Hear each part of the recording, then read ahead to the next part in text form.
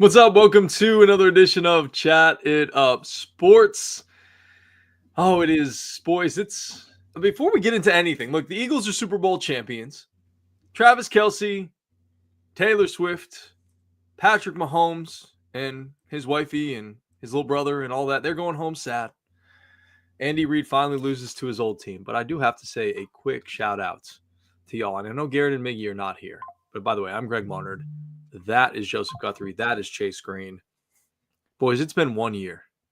1 year, boys. One year. Almost 1 year to the date. We did our first show right after the Super Bowl last year. It was just the Chiefs won their second in a row. They weren't able to three-peat. We weren't able to be together this Super Bowl, unfortunately. Last year we were at Whiskey Cowgirl. Shout out to them. I did want to just say a quick shout out to us. Cheers to 1 year. We're not doing real shots here right now. We're doing immunity shots because it's that time of the year. So cheers to y'all. Here's to an NA beer. And some water. I've got an immunity, turmeric, pineapple, vitamin C, and probiotic shot. Okay. Also, you're getting old without getting old. That sounds like it's going to be rough. Dude. Mine's pretty tight in here, but this is a Lagunitas refresher. Just an NA beer, but it's delicious. It's not really a beer. It tastes more like a flavored water drink, like a Zevia. It's delicious. I don't even like the way Zevias taste. Oh, get out of here! I don't. Get out of here. They're diet ginger ale, but they're way better for you. They're much better for you than regular ginger ale or diet ginger ale. Yeah. Zevia, the cherry cola is really good. Okay. The grape's pretty good. Okay, so look, I've only had the ginger ale. I haven't had any. I've only had the ginger ale. I haven't had any of the other flavors. Okay, Zevia is pretty solid. Okay, I have to. If you are on the health kick and you were like, I need a soda, by far your best option. By far. I'm always on the health kick. I'm trying, man. We got a 4-pack of these immunity shots. Be good for you. I'll soothe you. It's that time of the year. Well, I don't think anybody expected what we saw last night where the Eagles kicked the absolute shit out of the Kansas City Chiefs. Wasn't even close. There was a couple late scores by the Chiefs to make it, I can't even say respectable because it was still an 18-point loss by the Kansas City Chiefs. So, Chase, I'll start with you. And I've got a bunch of different questions and things as I'm watching this game that I was just kind of floating through my mind. And right after the game ended, we were on the bus back from Florida, and I was like, I just got to write these things down because we got to talk about these things on the show, and we got to discuss it with the people. By the way, shout outs to everybody. If you want to jump in the comments, follow us all over social media at Chat It Up Sports. Follow the podcast wherever you get your podcasts as well. YouTube, Spotify, Apple Podcasts, all that good stuff.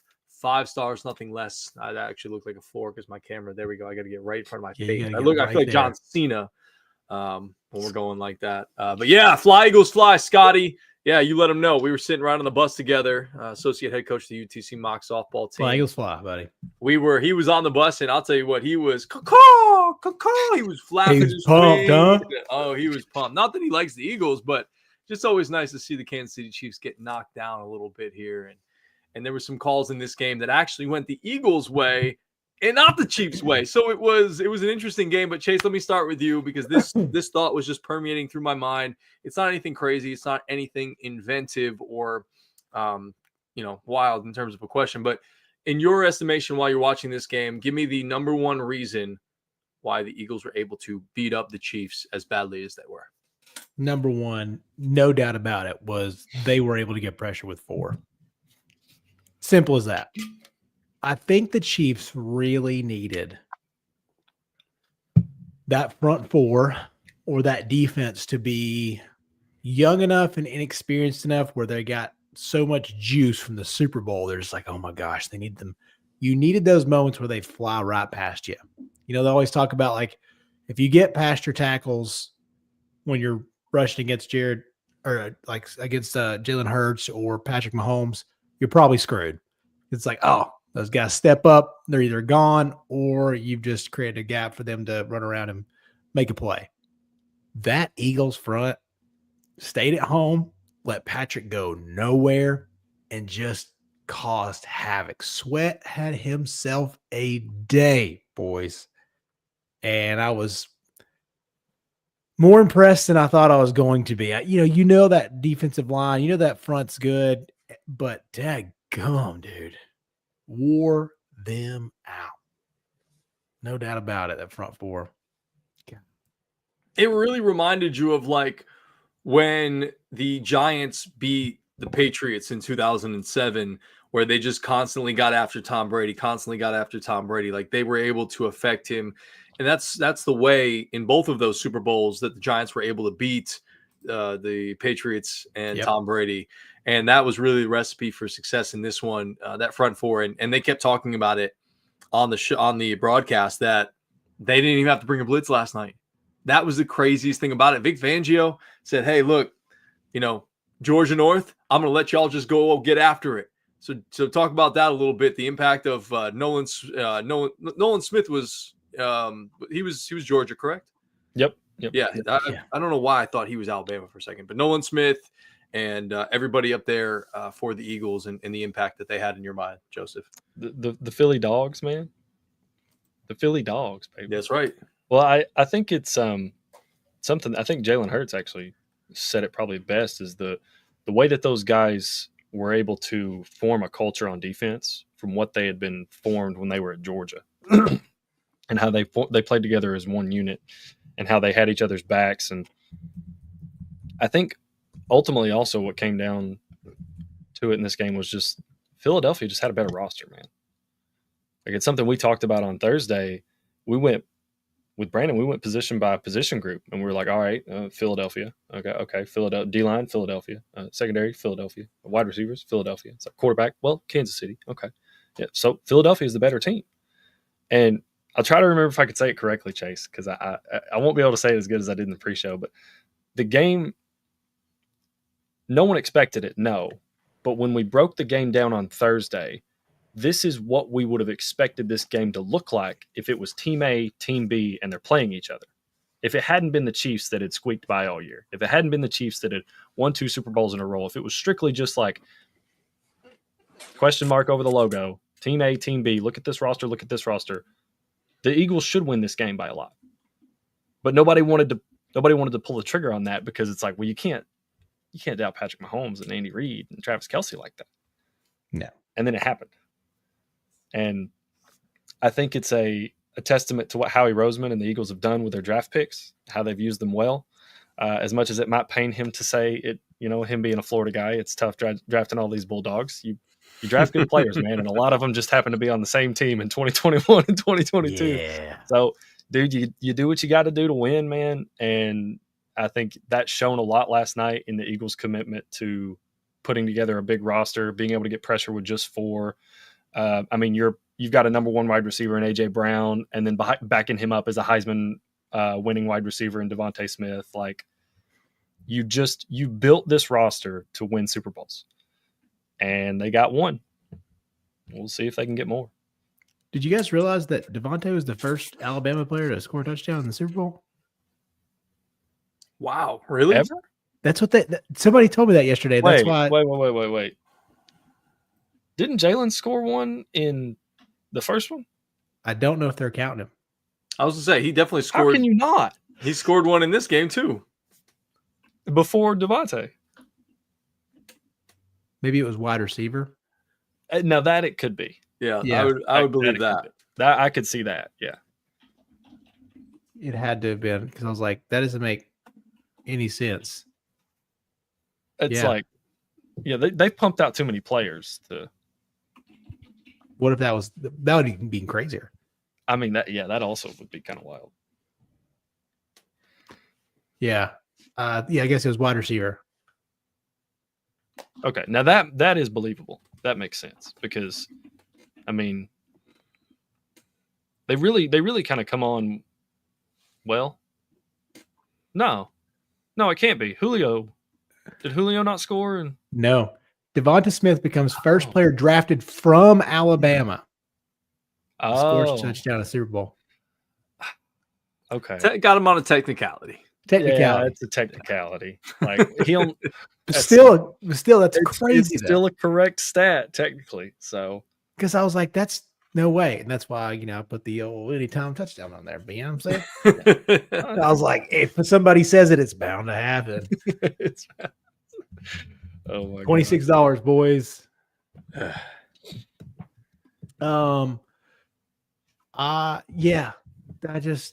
I couldn't believe, like, whenever we were going through it, it really was every position, even if it was just by a hair, because I think we thought both defensive and offensive lines were very close. Like, this is 1-2s in so many categories, but the Patrick Mahomes effect just felt like it was about to take over again. You don't know why. You can't explain it. They barely won games. They've not looked great, but then you're like, just Patrick. And they always find a way. And it didn't come close. Like, he looked terrible. Terrible. Well, dude, go ahead, Greg. Go ahead. I was just gonna say, like, I can't put this on Patrick Mahomes. I can't put this loss on him. And I'm not saying anybody's blaming him for the loss. No. To me, it's all about the offensive line. Like, they just did not do a good enough job. This is a good offensive line. They've built it up in front of him, and they just didn't do a good enough job containing the Eagles. And to the fact that they didn't have to blitz them at all, and they still gave up pressures, and it was really relentless. Like you talked about it earlier, I think it was Chase, where it was, hey, they were getting pressure, and then they wouldn't let him escape. Like, usually we see Patrick Mahomes being able to get out of the pocket or escape a rush or make a play on the run, and that's when he becomes so dangerous, because it kind of is that, like, that backyard football type of scramble play. And we've seen other quarterbacks do that so well. I mean, obviously from my watching, like, Aaron Rodgers was incredible at that in terms of extending the play, and Patrick's is as good, if not the best, that we've ever seen at doing that. And the Eagles just didn't let him do it.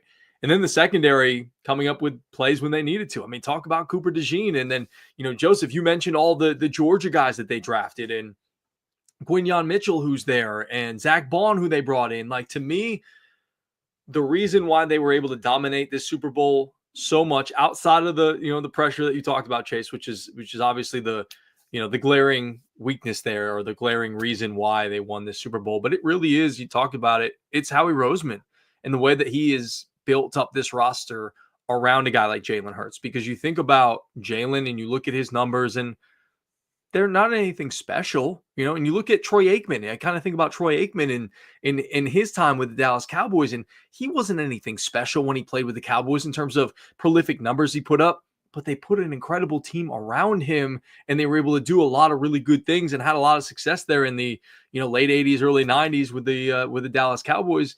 And it seems like the Eagles are sort of on that trajectory up, because he's drafted so well. He's made the right free agent moves. He's made the right trade. Sorry, Chase, with your Tennessee Titans, to acquire a guy like A.J. Brown and draft a guy like Devonta Smith. You pair those two guys together, where Devonta, he might be a fine number one, but if you put AJ as the true alpha in that role, and then Devonta can just kind of do his thing against secondary, cornerbacks, it's really a match made in heaven. And we haven't even really talked about Saquon Barkley. Like, he was the one who kind of carried you there on top of the defense. And Saquon had a very pedestrian day. It was like, okay, we're not going to allow Saquon to beat you. And they didn't. It was really the Eagles defense that beat the Kansas City offense. And that allowed them to have as much success. They had those turnovers. They had the touchdown by DeJean. And so to me, I'm giving the MVP to Howie Roseman, the way that he constructed this roster. And look, Jalen Hurts might be a great leader, but to me, it had nothing to do with his prolific passing. He didn't put up, 500 yards like Nick Foles did in that Super Bowl in 2017. So it was just a really well-run organization right now. And for as much conversation and turmoil there seemed to be maybe around Nick Sirianni and him talking shit to the fans, and his big bodyguard, I don't remember what his name is, the big Italian. Big Dom. Yeah, Big Dom hanging out behind him with the glasses and the hat and all that stuff. And, as much as you want to talk about those guys, and you feel good for Sirianni, and he said something in the postgame that I wrote down. Oh gosh, I'm not going to be able to find it, am I? But, oh no, he said, can't be great without the greatness of others. I loved that quote at the end of the game from Nick Sirianni. That one really stood out to me. And it's so true. And that's not only in sports, that's in life, with business and whatever you really do. Like, if you want to create something great, it doesn't just take one person to create that thing that's great. It takes a whole bunch of people, and you have to allow other people to be great around you to have success. And I think that's what Nick Sirianni really learned in this rise to a Super Bowl champion now is that, hey, look, I might be good offensively, but I can't manage the game if I'm calling plays. Kellen Moore, hey, I'm going to hire you to call plays. Vic Fangio, one of the best defensive guys, who's a big Philadelphia Eagles guy growing up and the whole thing. And he comes in and he handles the defense, and Nick can just kind of do his thing and manage the game and, pick and choose his spots to help out on both sides. So it was just a total team success by the Eagles from the top all the way down. Yeah. And Vic before last night was, he was 0-8 versus Patrick. 0-8. That's right. I want to go back to your point about the Troy Aikman thing. That's funny you mentioned that because I listened to him talk about this team comparing each other to those teams, and it's because of the physicality. He was like, that's the one thing like we prided ourselves on. Like that defense was so physical. Our run game was so physical. He was like, listen, we didn't have to throw it that much. He's like, but when we did, we were so effective. He's like, I wouldn't call us a passing team. He's a very honest guy. He thinks he's good, and he was. But to his point, he's like, we surrounded ourselves with physicality and like really brought it. He's like, that's what this Eagles team is. It's like when you set the tone with the run game with Saquon and you've got somebody special back there, he's like, that's how he felt about Emmett. You're like, dude, no matter what, we got him Smith, dog.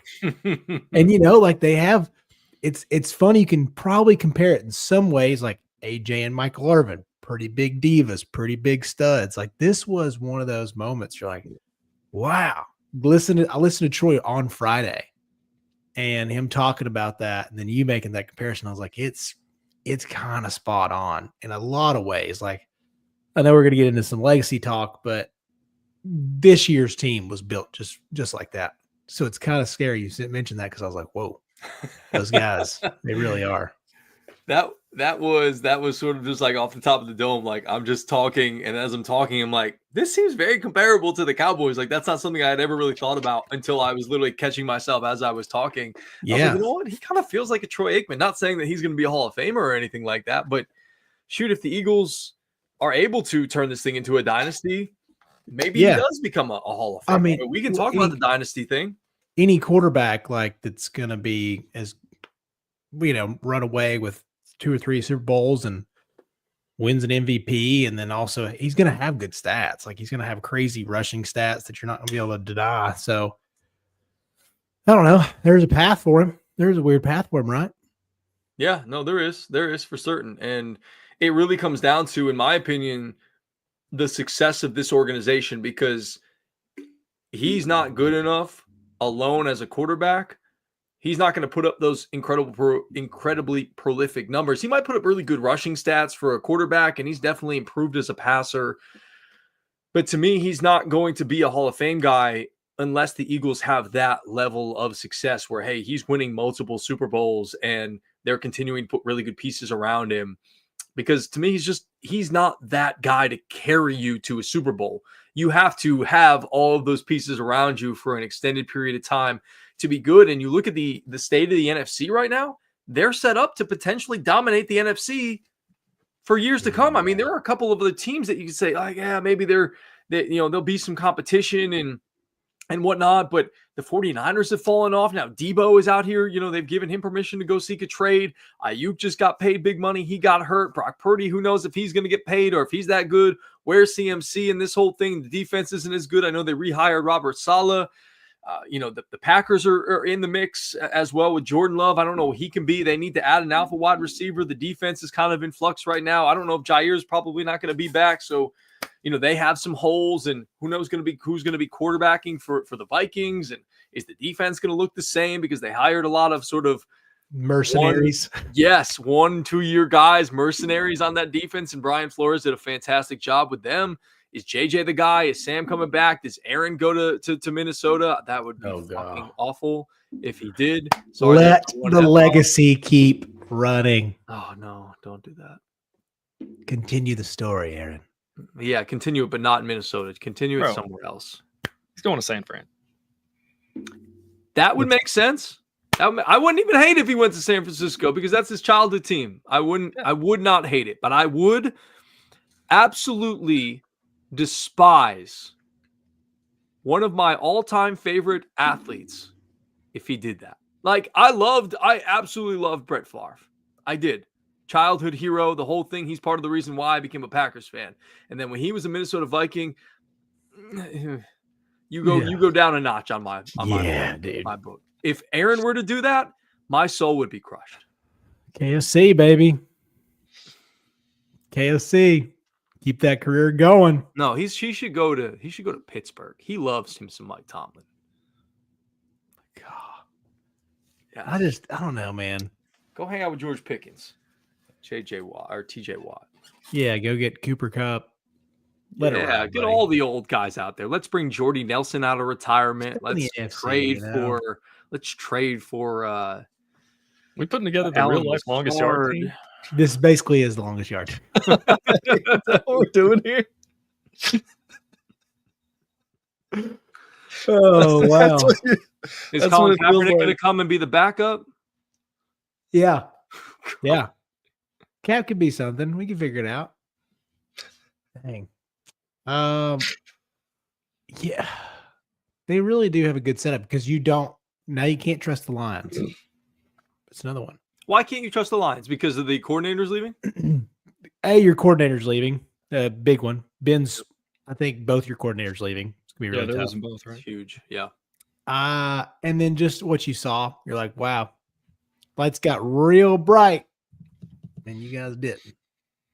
So let's be honest. They had a ton of injuries on defense. It was a little tough. Yeah, it was. I get that, but there's also like that time of year, everybody's pretty injured, and you're going against a rookie quarterback who's a very special rookie quarterback, and probably piece by piece that roster was still overall better than what the Reds or the Commanders have. Like, it's just one of those deals that maybe you're already knowing Ben's out of there and all the mojo's out of the window here, but it's just like, come on, dude. Y'all, that's one of those games you got to win. You got to win no matter what the injury situation is, and they still just didn't look good. And I don't know. That's got to figure out your quarterback situation. You can ride the golf train forever, or what's this going to look like? Hendon Hooker? They kept him for a reason, yeah. They also brought Teddy Bridgewater in for a reason. Yeah. Quarterback battle? No, I would think not. Quarterback battle? Hooker, Bridgewater? High school state champion? Didn't they just pay Jared Goff? 2 years? Yeah, last year? Yeah. Yeah. So he's going to be there for a little while. They've got some makings. Obviously, you have to see what the coordinators are like, but you still got Jahmyr Gibbs and David Montgomery, and you've got a really ferocious young defense with some of the pieces there with Branch and Kirby. What's his last name? Kirby Joseph. Yes, Kirby Joseph. Thank you. And Aiden Hutchinson going to come back, and yep. Golly, if they had a guy like Myles Garrett, that would be. God, Aiden Hutchinson, Myles Garrett. That's just gross. Monstrous. Wish you the best of luck if you were taking snaps against that D-line. Yeah. So other than the Lions, potentially, again, a lot of question marks there. We talked about where the 49ers are. I'm not scared of the Seahawks where they currently are with their quarterback situation. Same thing with the Rams. Arizona's kind of a mess.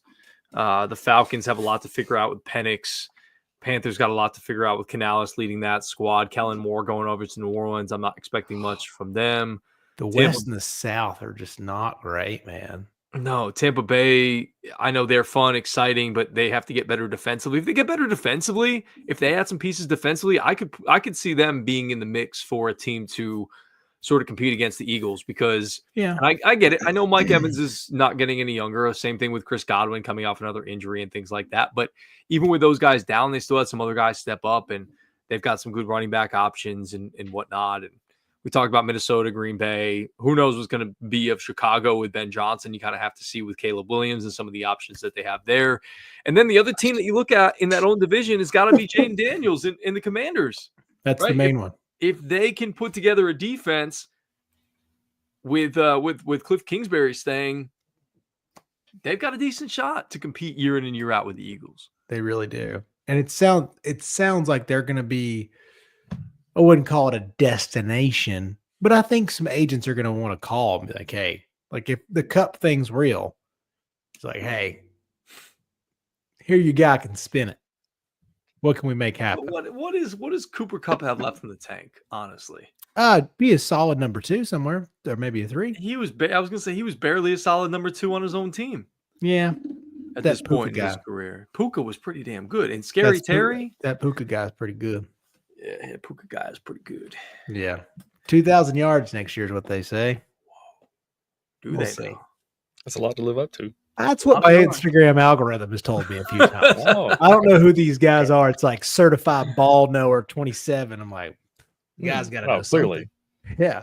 I don't need to verify it. Like, you know, sources. Who are sources? Sources. Who are sources? sources? For 2K.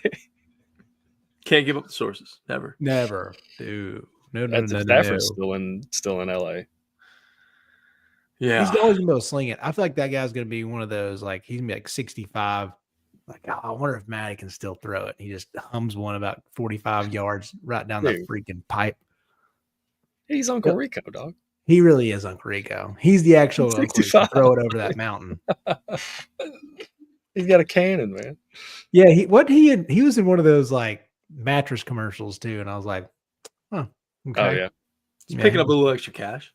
Why not? But that's pretty good money from what I hear. Here, those commercials are paying well, boys. Yeah. I didn't really watch a lot of the commercials though. I was just gonna ask if you all had some favorites and whatnot. I missed the very beginning of the Super Bowl because we were on the bus and trying to figure out how to get it on the bus. Roku TV, which your boy figured out. Tech wizard over here. Hell yeah. Hell yeah. So all the people on the bus were happy about that. But yeah, I had a couple that I really liked. Obviously, I'm a big Fast and Furious guy, so I really liked the Dom and Letty in the car, and they're going slow and they're eating their Haagen-Dazs ice cream, and then Luda pulls up next to him, was like, I don't remember exactly what he said, but like, something about going slow or going fast, and he's like, "Nah, we're gonna take this one slow." I can't get over Aaron's comment. The Mountain Dew Seal one, dude. I didn't realize what I was watching. Like, it took me so long to wrap my head around and process what I was seeing. Because I was just like, that shit was funny. What the hell? Seal is a seal. What? Am I tripping, or is this? Is there something in this water I was drinking? Yeah, there was the Mountain Dew Seal, and then there was not too much longer later, there was the llama in like the insurance commercial or whatever it was. I was like, everybody was like, what is happening right now? I think I missed that one. Oh yeah, it's like some weird like llama. It was like insurance or some crappy Salesforce thing. It didn't make any sense. Did y'all? Kiss Burroughs from Batman soundtrack. Yeah, dude, it was so. Did y'all see McAfee's commercial where he's the principal? No, I must have missed the league is it was good. It was pretty good. McAfee as the principal was funny.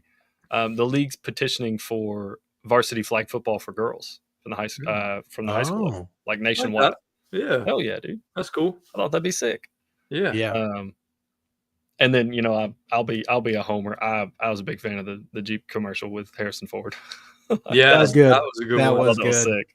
So yeah, like just the whole vibe with it, and then at the very the tagline at the very end, he's even though my last name's Ford, it's like yeah.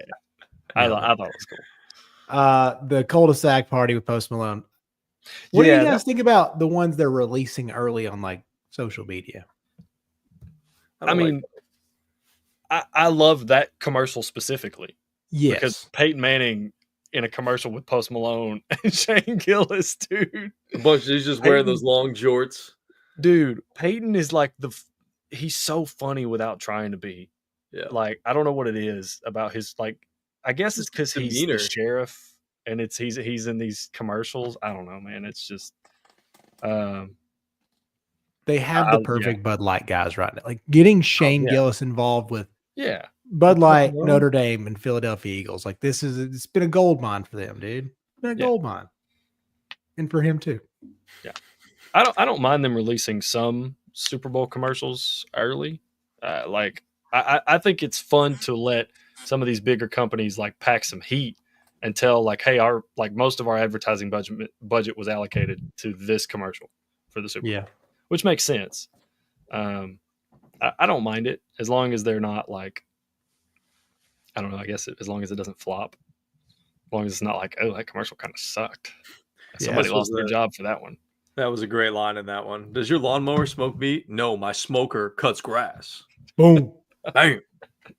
What a I feel like that would be you. Yeah, dude. Oh, dude, that's the ultimate dad flex. Yeah. In the neighborhood, like you got the smoker that cuts grass. Get on my level. What a day that would be. Dude. That was my I've made it moment right there. Mm-hmm. Yeah. Got freaking 10 pounds of pork in the back. Hell yeah. Yeah. Boys, I'm not gonna lie to you, I nailed that pork. Looks so good. Did you guys? I really did nail it. I'm not gonna lie. I tried something new. I put Diet Dr. Pepper in there with it. Huh. That's a little sweet. Apple cider vinegar. Flavors. That's inventive. Yeah.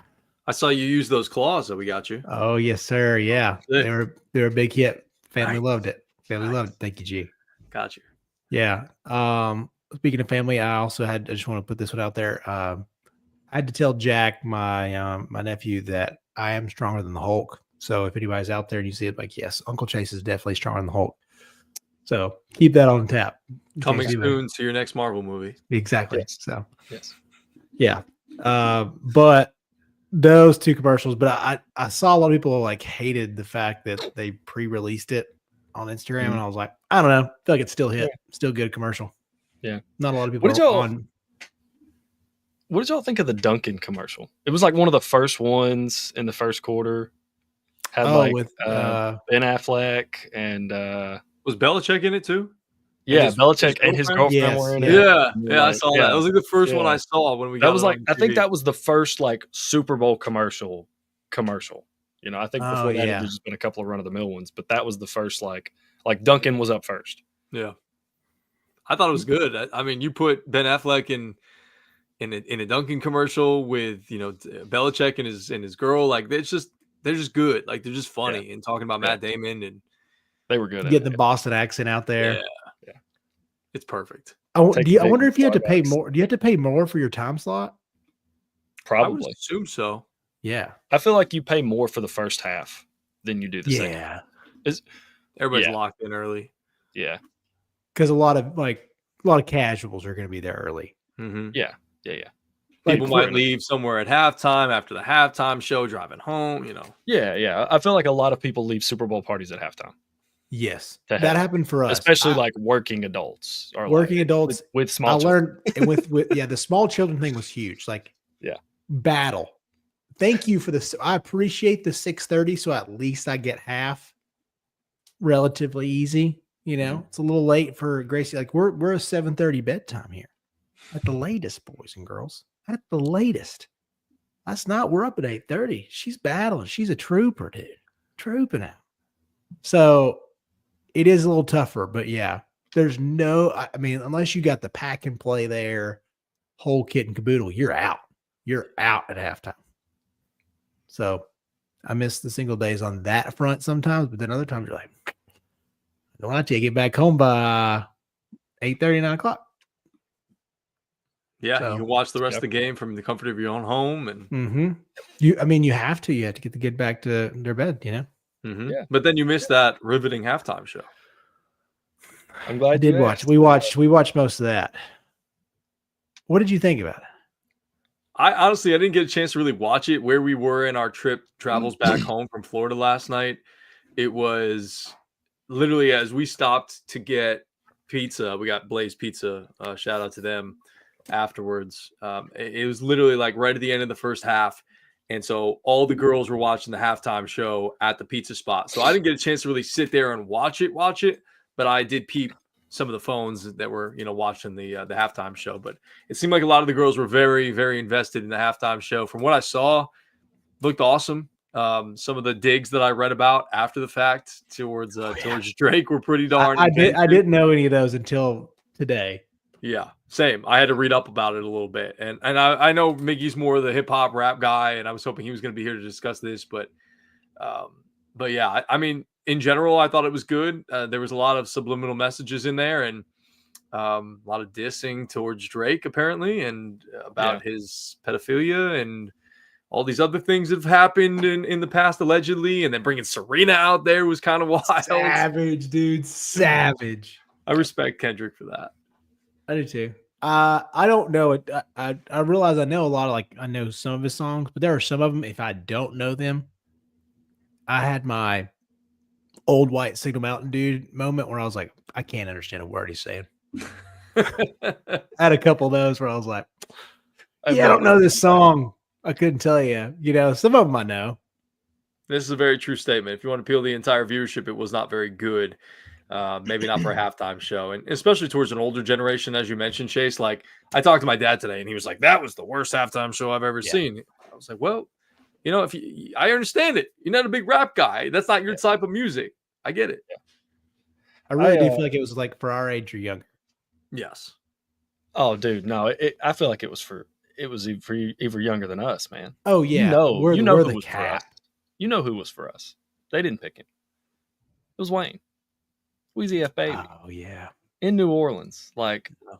And I'm with Aaron there that if they wanted to appeal to viewership, I feel like you would make it felt more like it was about Kendrick's beef with Drake than it was about Kendrick's what's the word? Catalog of music. Oh, yeah. He didn't play, and I'm not a huge, personally, nothing against Kendrick. I'm just not a huge Kendrick fan. I don't really listen to his music very much. But I have heard some of his songs because they've just been so huge. But I didn't hear him play any of those. So I was thinking to myself, I was like, okay, well, it felt like this was more about the drama of the situation between him and Drake than it was about, hey, Kendrick, show people how good your music is and play it for the people that have been following your music for he was pumping out music in 2013. Mm-hmm. Is that when I think Mad City came out? Something like that. It's been a while. So that part I was like, man.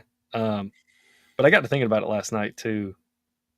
And I don't know. I know you guys said you're not huge rap fans, and I'm not the biggest rap fan either, but being in high school in the time period I've listened to a lot of Lil Wayne.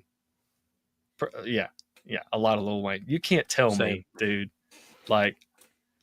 Stadium goes dark, and you hear the lighter flick, and then on the stage you just see this orange light up, and then you just hear him say Young Money, and it kicks into a milli. Dude, that would have been so hype. I would have lost my mind. I would have sat down and watched every minute of that halftime show. And I'm we missed an opportunity here to have what a lot of millennials, not every millennial, what a lot of millennials would have been what the Eminem and Dr. Dre and I was going to say, we got that. Was for people. We got that one. Yeah. That would have been our, I don't know. In New Orleans, I think Lil Wayne would have just been incredible. Dude, that's just me. No. But I got to thinking about that last night, and I was like, dude, that would have been so. It would have been so hype. Just the hype would have been insane. And I don't know. I get why you went with Kendrick because the whole Drake beef. It's a real hot item. It's gonna attract viewers. So I get it from that perspective. But something I did also want to kind of pitch to you guys. Did y'all watch McAfee at all today? Few minutes. I watched just Bradley Cooper. I caught just a few minutes, and that they were talking about the halftime show at this point in time. And something that Ty brought up was interesting to me, and I wanted to get y'all's thoughts on this. So the halftime's presented by Apple, right? And Apple Music's obviously a big platform of theirs. He said it felt like they made him play a majority of his most recent album to kind of get streams up for it on Apple instead of trying to have him play just his discography. Or can't say that word properly. That was just hey, these are my top tracks. Do you guys feel like that was kind of had a hand in it, maybe? And is that something we'll probably see more often with these, if these music platforms sponsor halftime shows where it's hey, we get it, you have a bunch of these hit songs, but play your last album because we need streams. So I agree with Aaron this way. there's always some kind of there's always some Yeah. kind of, There's always some sort of an agenda. You're right. There's always money to be made. There's always something going on behind the scenes that contributes to why things happen the way that they do. And Joseph, I think that's a great assumption. By Ty talking about that. Yeah. It makes too much sense. It really does. And maybe that's right. Yeah. Tell them. Yeah. I don't know about you guys. I think another part of it too with the Kendrick, that part I can definitely see, but I also think that the millennials and older are just going to watch the game no matter what. I think they are really trying to get the Gen Z population. Yeah. They are really trying. I think that's a tough generation for people. I was listening to this whole pod today talking about like the alcohol and drinking culture is like just gone with Gen Z and how like sports are different, and it's like they're trying to appeal to different people, and it's like, it's just going to be a drastically different marketing tactic for us old fogies in the Gen Zers. So I was like, they're like, we need Kendrick. They like Kendrick. They like the drama. Play your songs and diss Drake. Diss Drake. Make Apple some money because Spotify's whipping that tail right now. Hey, we like both, so we're good here on Chat It Up. We like both. I'm just saying. In the music category, sounds like Apple needs, come back swinging, baby. So they got one. They got a dub in Super Bowl Sunday. I'm a Pandora guy, so. Gosh, how old are you? I'm old, brother. I haven't heard Pandora in so long. I'm old. I keep forgetting you're a Pandora guy. Yes. That is I can't tell you how long I've been listening to that. My stations, my thumbprint radio, like I was listening to the other day, and Jamarius was like, "Dang, dude, like this is hitting. Like there's so much stuff." I think he said like somebody must have had some black friends growing up or something like that, because I was like Lil Wayne and Drake and like J. Cole and stuff like that.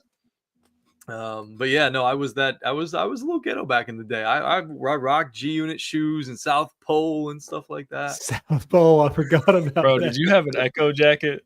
I did not have an Echo jacket, but I did have a very embarrassing, like I wouldn't call it a jumpsuit, but it was like a South Pole jacket. It was like not this level of green. It was like the Spotify green, like right below me. Yeah. And then the pants to match it, like same green. Like it was all green. It was a button up too. Whoa, dude. Your boy was rocking that in seventh grade. And you felt so fly, didn't you? I felt so fly. It's a different level. I can't even imagine how many people were making fun of me back in the day. That's all right. It's fine. Dude, I bet that jacket it don't matter. Sweet. Yeah, it doesn't matter. If you went out there with a green jacket and green pants, dude.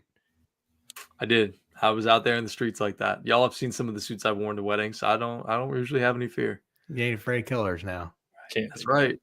Scared money don't make money, as they say. Bingo. Exactly. Bingo. Oh. That's right, Aaron. You tell him, baby. Hey, Ron. That's my boy. I knew I liked him. Dude, that algorithm. All those years of work. Not letting them go. If I logged into my Pandora account, dude, I don't even know. I'd see a different version of myself. It would be like logging into your MySpace. Yeah. Have y'all done that? I think I tried to. I went back and like revisited my page. I think it's still up there in some capacity. Yeah, somewhere. It's atrocious. Yeah, gross. I just it's like going back to your old Facebook post. Like you're thinking about it. I'm like, remember my bulletin post? I was like, God.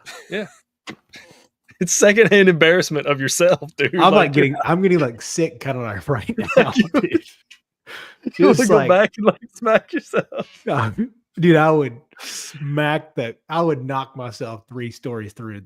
That's what I'm saying. Like that's how I felt about that South Pole like outfit. I was like, what the heck am I thinking? Like, why did I think this was a thing? Like, dude, I'm so embarrassed right now. I'm thinking about it. I was like, the songs that I chose. Yeah. God, oh, bro. That's not really a time I want to go back to. No. Yeah, but it made you like it was a part of who you were. It did. Yeah. It Like sure it did. helped shape your embarrassing MySpace because everybody probably feels the same way about their MySpace.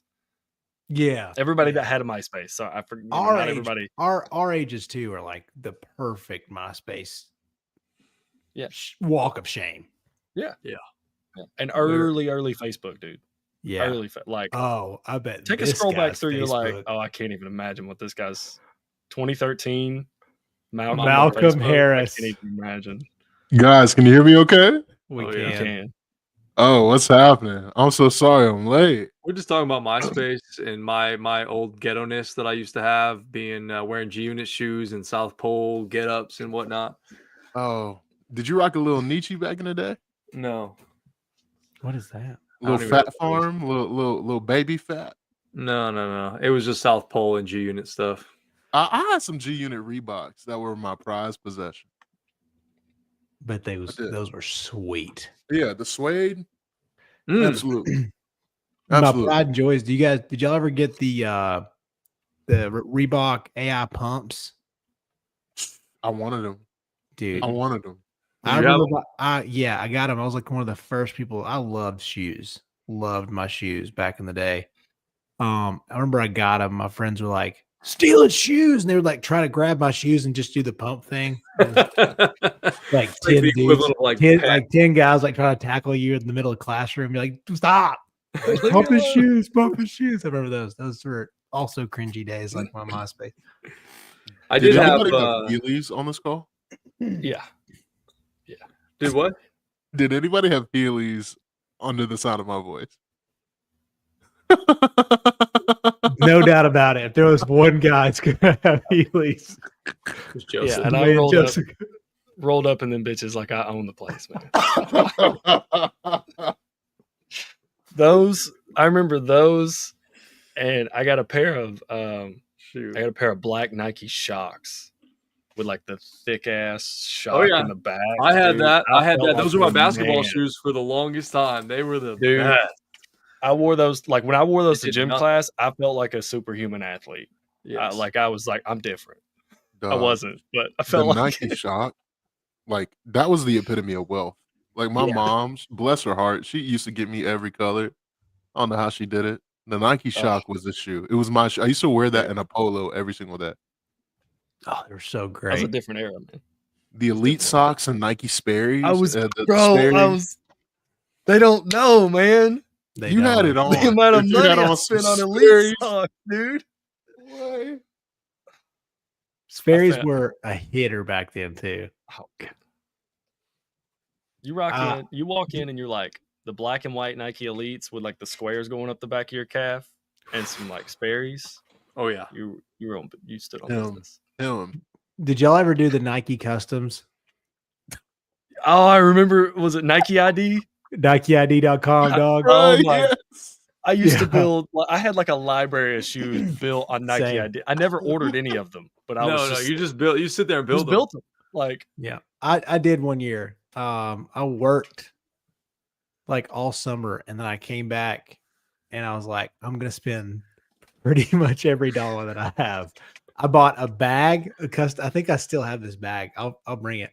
A bag and some shoes, and they were the basketball shock shoes, and these things were sweet. And we were green and gold at Ray County, and I had green and gold on these things, and it had like MCG on the back. And I was like, Matthew boys, Cheese. I really, and especially like this is to go back to our basketball talk of like almost the level of narcissism that all basketball players have. I was like, I might be an All-American this year. I was like, I'll be down in Atlanta. I'll be down in Atlanta with all these McDonald's All-Americans. I got real hot over the summer. I'm cooking in Ray County YMCA pickup right now. Nobody can guard me. I don't care if everybody there's 6'6" and taller. Don't matter. Doesn't matter. No, Doesn't matter, dude. it's fine. I got them. I was like, I'm stronger than them. And I wasn't. They're really strong. They're really good. And I learned my lesson. I played like a D2 guy, and I was like, I just got cooked for 40. It's just not going to work. It's like, oh, hang on now. Yeah. Nike Shock, shout out. I had the speaking of shoes, I had the T Max that you can adjust where the thing would come out of the heel and you could kind of adjust it, the tightness. Those were great.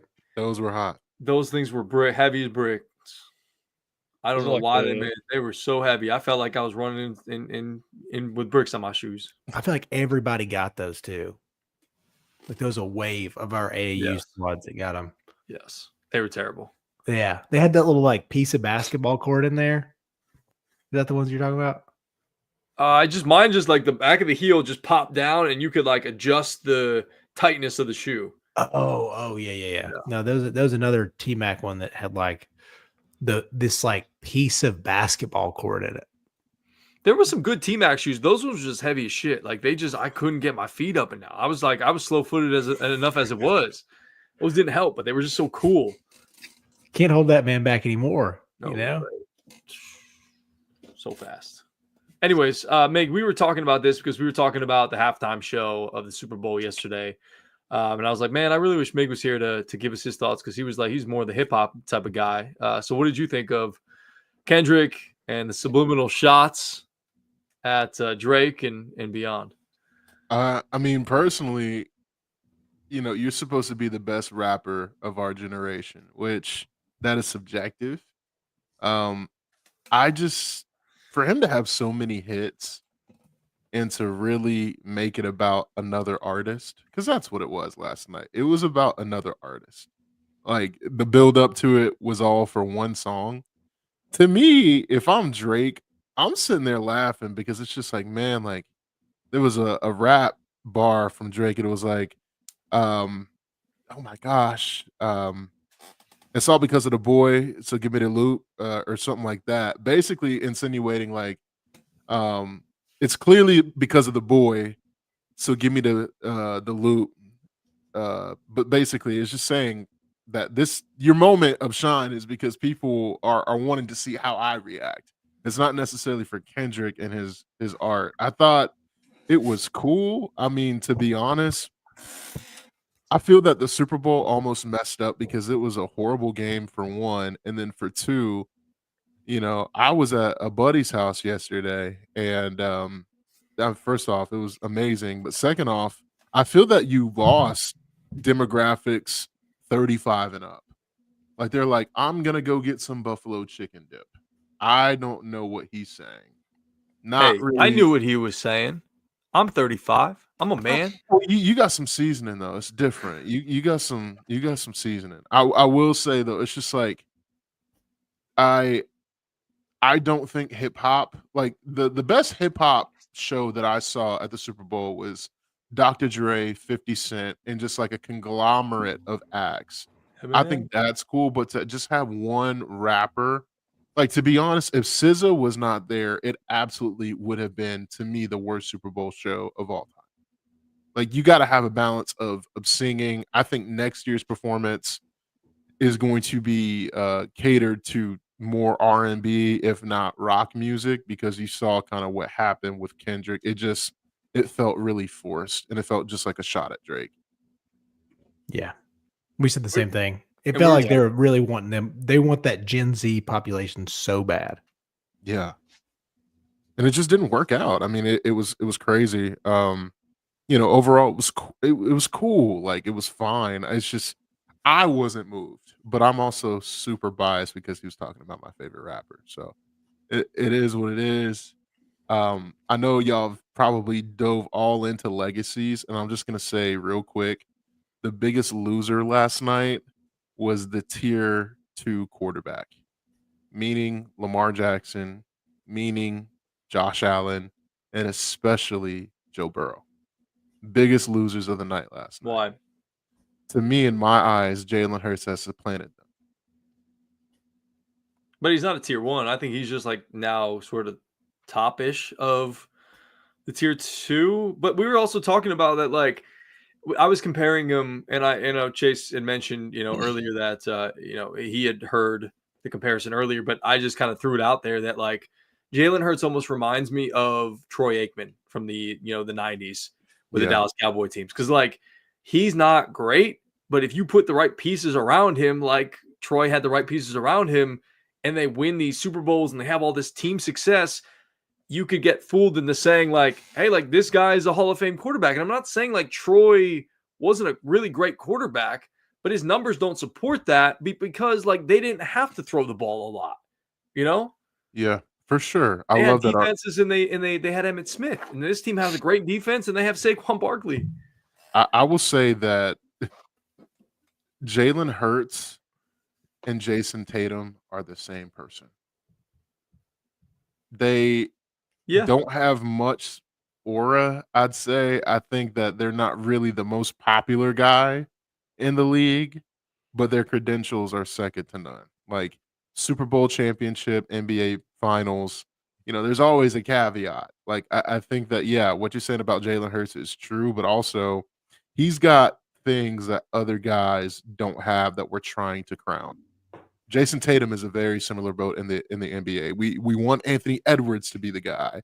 We want Luka to be the guy. We want, there's so many superstars in the NBA, but they still haven't won a championship. Now, you could say the same thing in the NFL. There's so many guys that haven't won a championship. Jalen Hurts did that, and he beat, to me, what I consider the present day GOAT. And he looked lost. I've never seen, that was the worst game I've seen from Patrick Mahomes. Ever. He could not. I mean, they got one first down in the first half. It was bad. One first dude, down. If you looked at his feet, and Tom pointed it out, you looked at his feet were pure panic, like instantly. It was 3-step drop, 5-step drop, and he's instantly in this wide stance. Like, where do I have to go? Like that's the kind of pressure they were getting on him. Without a blitz, like we talked about earlier, Meg, like it was wild that they did all of that without sending a blitz by Vic Fangio. Yeah. It makes you think about how good Jalen Carter is. Jalen Carter absolutely destroyed that game last night. It got bad, and I love my boy Trey Smith. Trey got done up last night. Let's barbecue chicken. Let's just call it. I mean, it was a real issue. I mean, top to bottom, they could not do it. And I thought that this would be a real point for the Chiefs, is like specifically on that right side, could they manage to protect Pat? And the answer was no. They're going to have to address this in the offseason if they want to get back. And we'll see. But congrats to Philly. I definitely thought I was leaning Philly. I didn't think anywhere near a blowout like that was going to happen last night. This was per PFF. This was his second highest pressure rate, garbage time excluded, for Patrick. Super Bowl, the Bucs Super Bowl, whenever they had everybody injured, that was just a disaster. But he was pressured 53.3% of the time. That's crazy. That is wild. Insanity. Yeah, 53 point. That's his. So he said then. Week 14 versus the Ravens in 2018 against the Patriots in the conference championship. Those are the only 4 times he's had 50% pressure rate. Like that's 53% of the time that was under pressure. That's a lot. That's a lot. And that's why I don't blame this Super Bowl loss on Patrick Mahomes. To me, it doesn't do anything to diminish his legacy in my eyes, because the Eagles in this game were just the better team, and even Tom Brady, they kept saying it. They reiterated it over and over. Hey, won 7 Super Bowls, went to 10, lost 3. So look, this is the first time that Pat's been to a Super Bowl. Second time he's been to a Super Bowl and lost. Yeah, second time he's been to a Super Bowl and lost. So look, he's constantly getting there. He's been to 7 straight AFC championship games. Yeah. Absolutely incredible. So his legacy is, to me, is just cemented. He's won a bunch of Super Bowls already, and he's still not even 30 years old. Yeah, dude, he's got plenty of time left to play. Like, he's going to be around for a while. He's going to be around for as long as Patrick wants to be around. But the Eagles, he seems to take care of himself, and the Chiefs do have to make some changes, though. Like they've been skating by, and I know they've got really good coaching and things like that, but Trav clearly is not the same. D-Hop is older. I know Xavier Worthy ran by that secondary and at the end of the game there, and those second stringers. He's really, really fast. They've got a couple of decent pieces. They've got a pretty good defense. Chris Jones is there. He's gotten paid, all that. But if they want to keep up, they've got to continue to draft well. They've got to continue to add pieces like Philadelphia's, added this offseason and in previous drafts as well, because otherwise they're going to fall behind. And it's clear from this Super Bowl that, look, as great as Pat is, he can't do it all himself. Yeah. And they need a number one. Like, Xavier's great. Don't get me wrong. Xavier's great, but he's Jameson Williams. Yeah. Like he's pretty much that he's better in that role where it's like, oh hey, we can run him on a jet sweep and he could just burn, and he can also just we can catch him on a seam route at the middle. But you need an AJ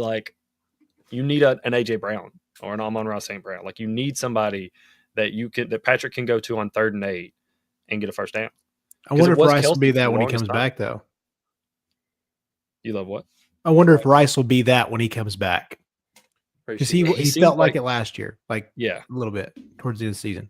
Yeah, for sure. I mean, I think the solution for that is in Miami right now. I mean, this team hasn't looked the same since Tyreek Hill left. Get him back.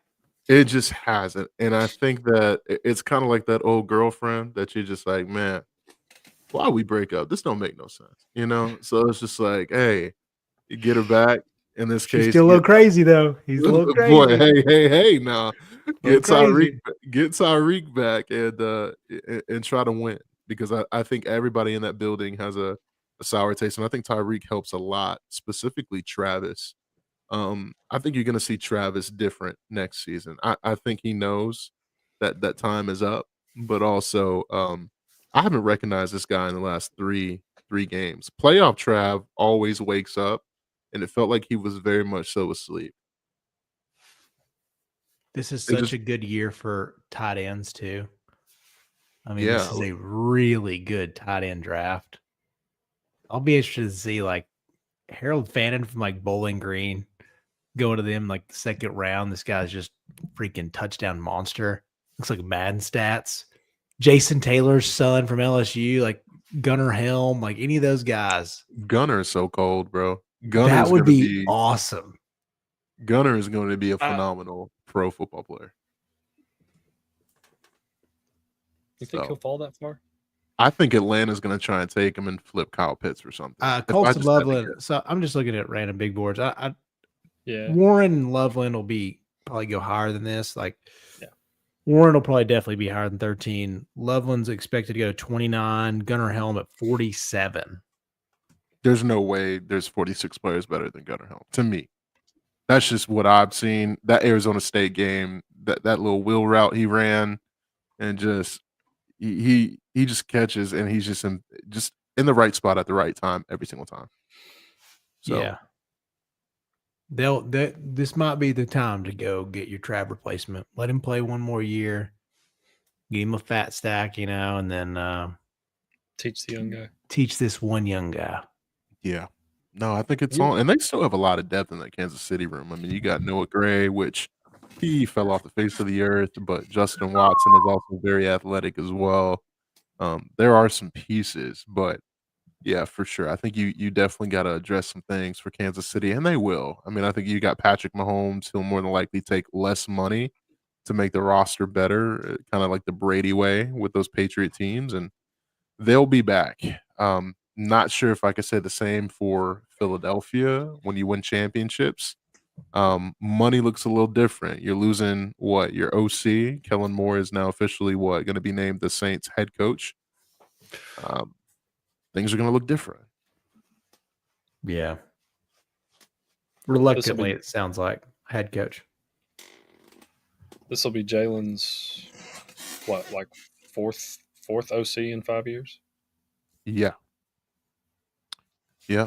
I mean, and Jalen really did a wonderful job last night. But Greg, I think you hit it on the head, man. He's not spectacular, but he just doesn't make mistakes. Outside of one forced ball to AJ Brown, he's going to do it because he wants to seem like he had pressure. He had pressure right in his face. It was a terrible Yeah. job by the offensive line there, and he got rushed. And honestly, in hindsight, he probably should have just fired that thing out of bounds if he could have. But he tried to give it, AJ a shot, and AJ just kept running. Safety came over, picked it off. So it's what it is.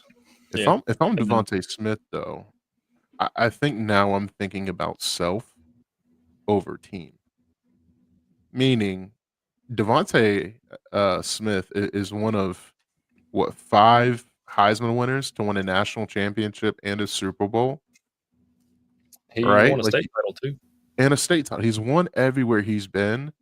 Now I think you got to worry about your family. He's lived modestly. I don't know if y'all seen his house. He does not do any To me, the Patriots, whenever this contract comes up, like I'm like, hey, like come be a one. Come play with Drake May. I would rather give that money to Devontae Smith than T. Higgins. I don't know, man. Like I get you saying that, but Devontae feels like such a team guy to me. Like just the way he was at Alabama, the way he was with that room. I mean, that room was loaded, dude. Yeah. And he hung around. Loaded. He hung around. And he got his moment in 2020. Like I could see that from like AJ Brown. But Devontae feels like he's a team guy. For sure. He's also under contract until 2028. Oh, so this is null and void then. He just signed, I guess, right? Okay, so In like 2024, he signed a 3-year, $75 million deal. That's a steal. So he's got a potential out in 2028. Yeah, well, that conversation is done then. But it's just on the shelf. no, it's not done. I'm looking at the house. Very modest. You see what I'm saying though? Dude, I feel like I walk by these houses every day. Like that house, man, that's in Chattanooga. I'm not trying to be mean. I'm just saying. This is a new build neighborhood in Ottawa. That's an Ottawa. That's what I'm looking at right now. That's an Ottawa. We can get that today. Yeah. You can get that and go buy one of those fancy signs. They got a little clubhouse. Yeah. You might have like the community patio out there. That's about it. I got a buddy lives on the country club out there. Yep. Yeah, I know a good guy. Garrett Tolley lives in this house, basically. He sure does. Oh my gosh, I'm looking at it too. Boy, Garrett Tolley got the Devontae Smith money, y'all. I think Garrett's house might be nicer than Devontae Smith's. I do think Garrett has more patio space. What's wrong with y'all, man? Why are we talking about this, man? Just a modest home. Bro, you only need what you need, man. That's exactly right. I love these guys. Have you guys seen the Austin Eckler? Austin Eckler's tried to like do more social and things. And Austin, like while he's lived in DC, lives like in I guess his family's elsewhere. And he's like, I live in like a, 2-bedroom apartment. He's just like coming out of a complex, like walking out of the community pool. I was like, what? He's like, that's cool. I just park in the same little spot as everybody else, got Man of the people. Yeah. Man of the people. And it's like, could you imagine seeing Austin Eckler going to work out in your little gym? He's like, I don't need a gym membership, Talk about being Speaking of apartments, Dalton Connect, real quick, got the trade was axed entirely. And we were talking about this. What does he tell his leasing office? Like, hey, JK, because he got shipped to Charlotte in the middle of the night, was at shoot around on a Friday. Mark Williams failed his physical, and now the trade's null and void. He's back in LA. I know he didn't have a house. So what is he doing? LeBron probably's got a guest room somewhere in his house he can stay. Yeah. But no, I'm not going to do that because, like, you knew about the trade. You didn't know about AD. You knew about me, dog. Dang. You knew. Tough. That's an awkward scenario. Yeah, it's like, dog, like, what? Well, I mean, I get it. Like, they're trying to improve their team. Like, they needed a guy like him. They really needed trading AD. They needed a big like Mark Williams. It's crazy because AD just got hurt as well. He's supposed to be out for a couple of weeks. Yeah, he's got the adductor strain. Like he's walking around like it's no big deal. He plays one incredible half. Him and Kyrie. Dallas is losing their mind. Garrett is popping boners all over the place in his house in Ottawa with that connection that's happening. He is like Luka who? And then third quarter rolls around and he just collapsed like a ton of bricks. And there he goes. That's it. Same old AD. And Luka looks like he's going to play against the Jazz. He is going to play tonight. He is officially active. Yeah. So we'll see the debut of Luka in about an hour. Looking fresh. Just saw the arrival. So if you're listening to this on Tuesday, we're gonna say Luka had 35. We'll guesstimate. That's the slimmest. 270 I've ever seen in my life. He's If not he is- 270. If he is 270, man, I'm 185. Now, I don't know if his complexion and that yellow are going to look the best. So, all right. I'm so happy you mentioned this because I can say it. All right. It's Black History Month. Fellas, why do white players not look good in Lakers jerseys, but black people do? It's Is just it the yellow? Is it I think just it's too the close? yellow. Yeah. Yellow and purple. The yellow, purple, the skin complexion. By the way, Luka's only 230. Relax. The media said 270, man. I'm just reporting according to Shams, man. Dude's a liar. Bubba jugs full of sweet tea and lemonade, baby. And vodka. Hey, he ain't afraid of beer now. He's No. not a beer. No. Buckets and beer. That's Luka way. Hey, whoa! How about your boy Austin Reeves going off for 45? The other night? 4-5, man. One of 4 Lakers ever. LeBron, Kobe, Shaq, and now my man Austin Reeves. What company? Yeah. 45 in a Lakers Wow. uniform.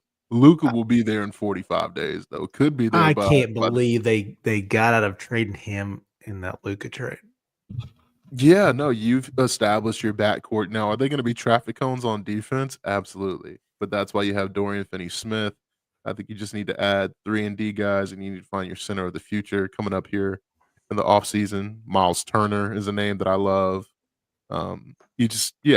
Lakers are going to be fun. Go find defense, dude. Who cares? 3-and-D has to happen.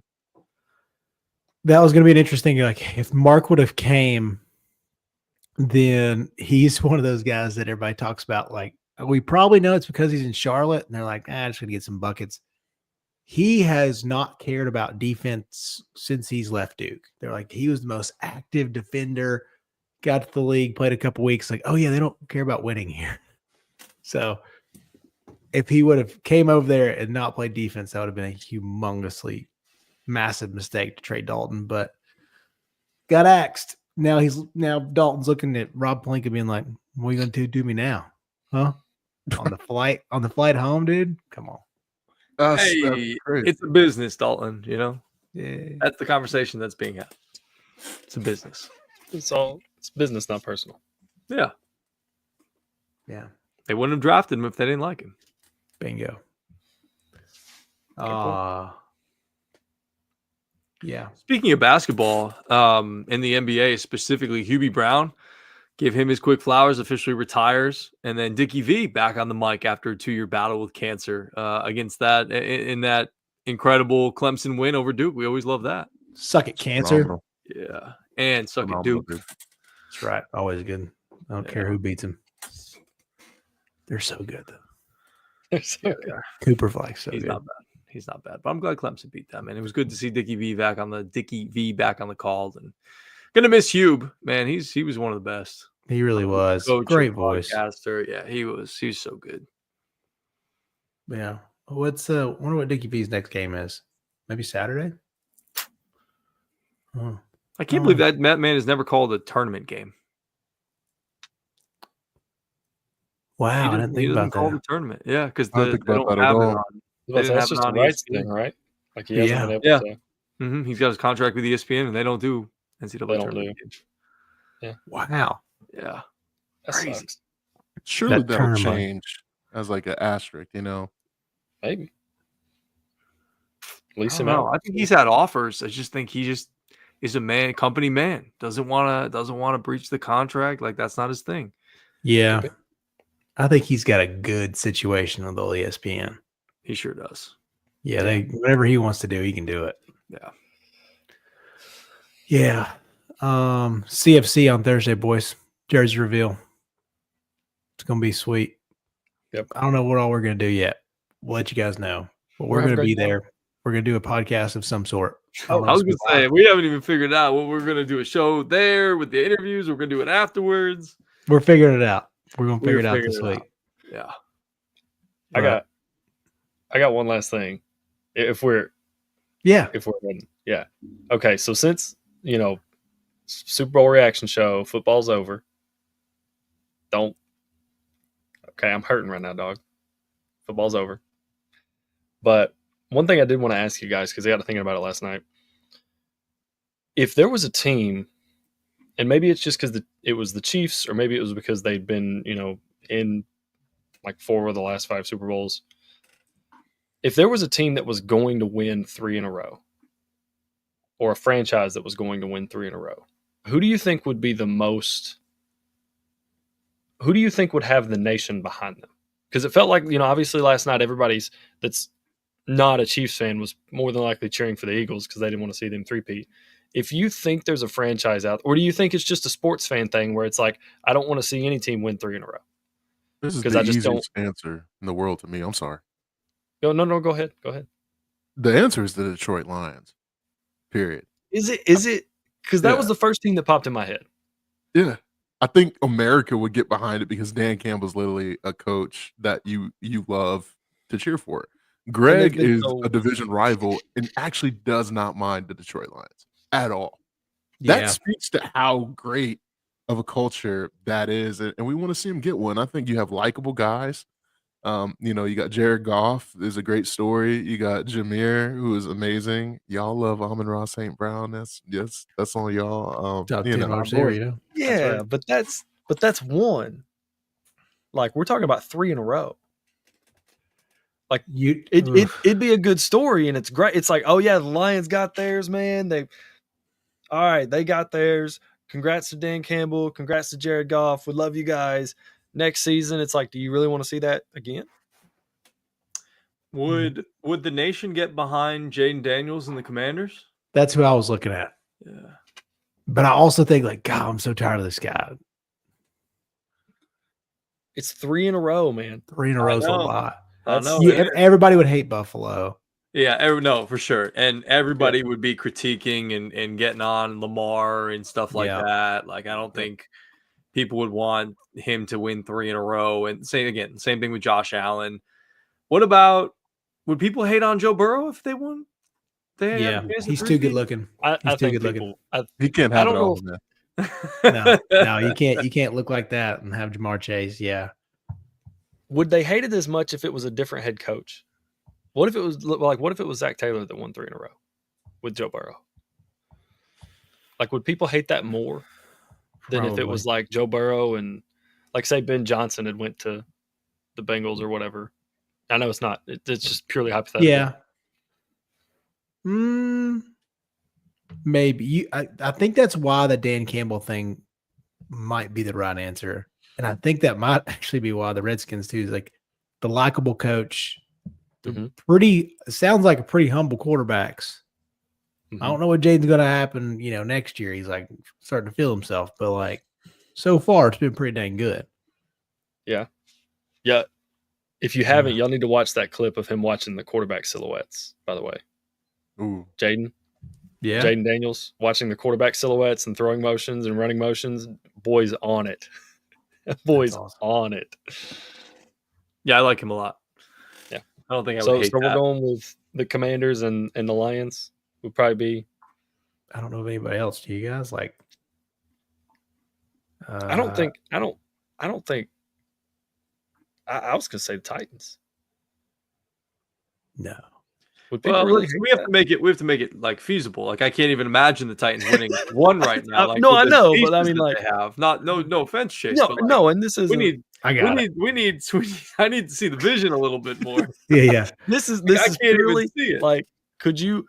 Is there any? And maybe you can expand this on beyond like football in the NFL. Is there a realm where sports fans would be okay with the team winning 3 be okay? Because I'm starting to think like Trav and Patrick are like two of the most and Andy Reid are the most likable dudes, but we're still tired of them. I think you throw once you threw Taylor Swift into the mix. I think that's when Swifty NFL is. You can't date Swifty. No, that was a huge killer. It was good for the league, but like it also sort of made them like a villain because now all we got to hear about is Taylor Swift.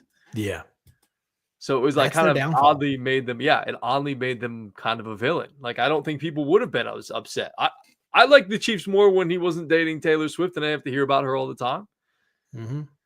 Yeah, but I mean, you didn't have to hear about Giselle all the time, and people still hated the Patriots. But that's because like that's because they like consistently, like it was like over a very long period of time. Like maybe we'll get that way, with Patrick Mahomes and the Chiefs. Yeah, we could be. I mean, I think Bill Belichick's pretty Bill unlikable. Belichick was unlikable. Yeah, Belichick was That's not fair. as likable That's as fair. Andy Reid too. That kind of played into it, and I don't know. It just and the kind whole of got tired of Aaron situation and Yeah, you got that, and you got Spygate, Deflategate. Deflategate. Like there's like all these weird little things. Yeah. Can I just throw this out there? I'm not saying this. How would y'all feel about the Packers as a team? I feel like people don't like hate them, but also I feel like maybe people would get tired because like Title Town. I just want to get your thoughts on Yeah, them. I won't share that. I think if you got 2 in a row, you have the people. Yeah, I think the nation would turn against you. That'd be kind of like to me, they're in that same realm with like if the 49ers won back to back and we're going for a third, they'd also be Great comparison. like it would be the nation against them. Yeah, you guys, Pittsburgh, places like that. Yeah, Cowboys those already historically, against them. like, I mean, I don't know if anybody would catch as much hate as if it was the Cowboys. If the Cowboys had won 2 in a row going for a third, that would probably be the most hated team ever, even more than what we just saw with the Chiefs. But I mean, that's just kind of like they're the team that the league hates. So that's the Cowboys could be bad, and the rest of the fan bases are like, yeah, it's fun. Yeah. The Cowboys could go on a Lions type stretch of stinking, and the rest of the league would still be like, yeah, we're fine. We don't want to see them win again. Like, Never. And Jerry Jones will still be somehow alive through all this. Yeah. Speaking of the Packers, if you guys want, here's just a side fun quest for you. The podcast Acquired and Dak Shepard's podcast, the Armchair Experts, did a little collab, and they talked about the NFL last week.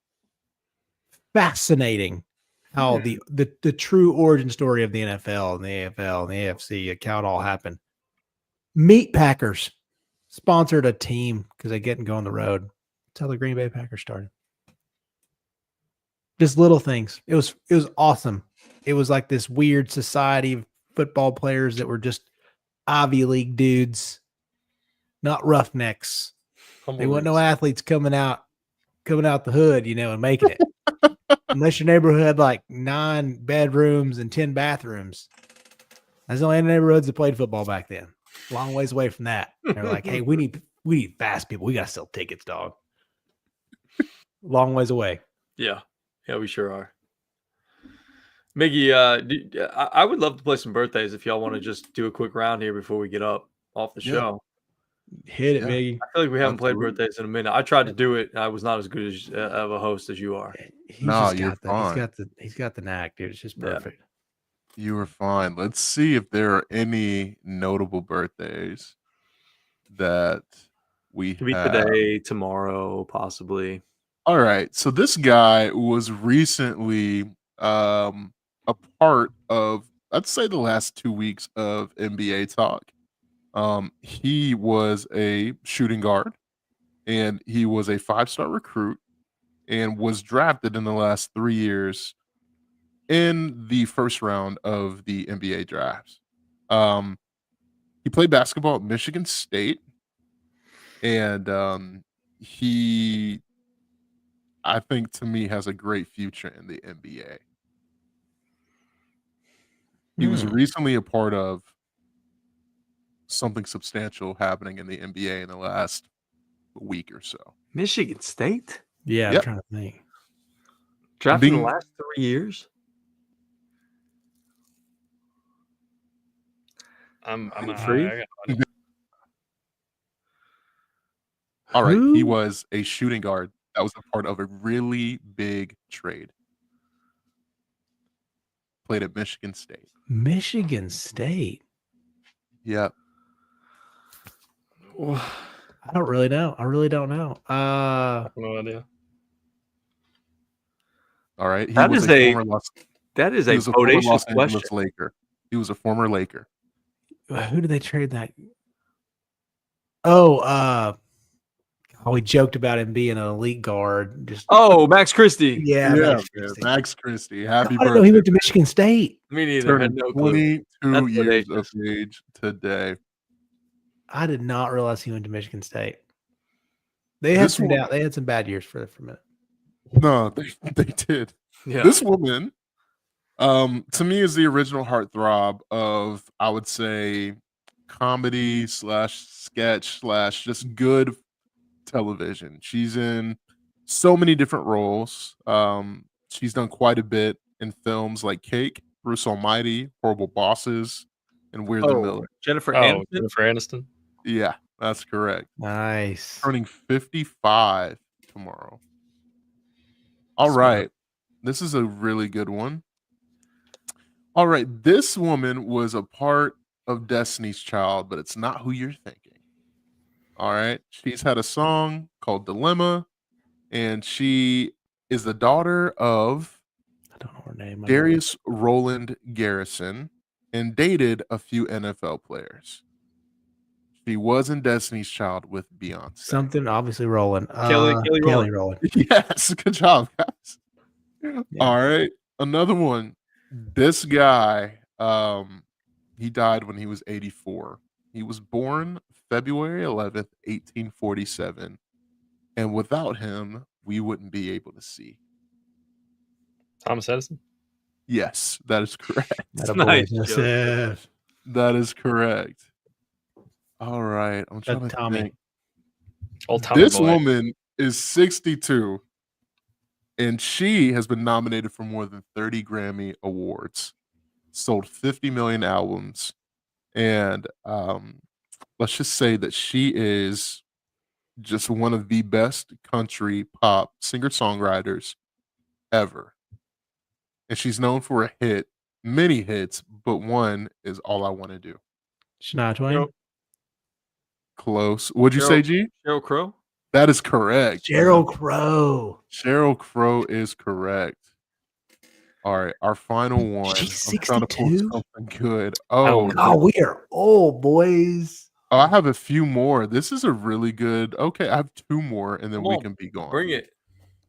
This guy, everybody on the show knows, but one person knows better than all of us. He is a skill position player that is in the NFC, but was in the AFC just a few years ago. He won an SEC title at this school and was one of the most dominant to play his position. He has produced everywhere he has been, but he's changed numbers recently, but you can still recognize him. Went from 2-8 to 8.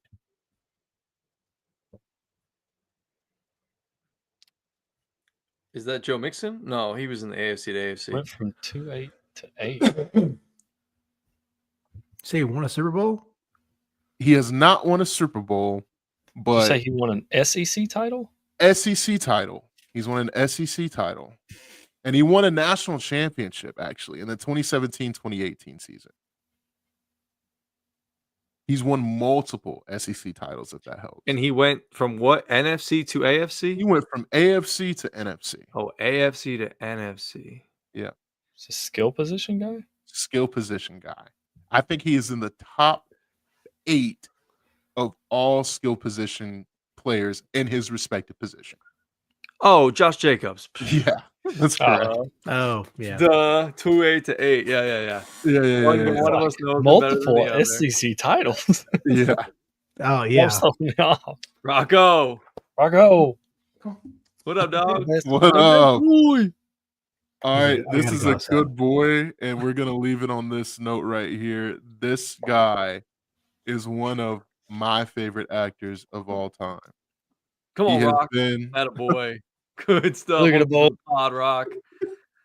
Yeah. he's been in many movies. Before the fame, he earned a football scholarship at Florida State University, where he was roommates with the one and only Lee Corso. As a fun fact.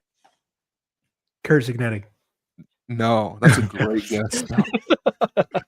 This guy is He's an actor.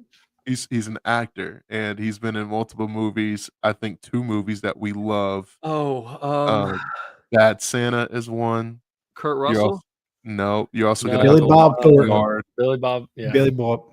No, you're close though. You were You so said, was it close. Bad Santa? The longest yard, It's God. and I'll give one away as well. Kurt Boogie Russell? Nights. Burt Reynolds. Yes, Kurt Reynolds. That's Oh. the one. Ugh.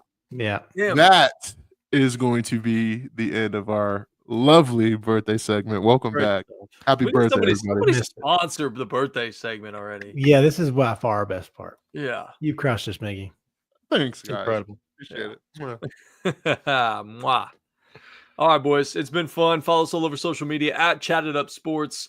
Get us wherever you get your podcasts. 5 stars, nothing less. Make sure you tell a friend to tell a friend as well. And subscribe to us on YouTube. You know, we did a really good job at the beginning getting some numbers up. Let's keep getting those numbers up on Spotify, on Apple, on YouTube, on Facebook, Twitter, TikTok, Instagram, all of the stuff. It takes 2 seconds to go onto your app. You're on them all day anyways. Why not just type in Chatted Up Sports? Give us a quick follow. We would love to have you as part of the show and as part of our fun journey. And I know, Miggy, you missed it at the beginning, but cheers to you as well for this show going exactly 1 year, just about to the day. Happy anniversary to my Happy brother. anniversary. It's beautiful, man. Many, many more on the way. Yeah, no doubt about it. For Joseph Guthrie, to Chase Green, to Malcolm Harris, we love y'all. We will see you on Thursday in some way, shape, or form.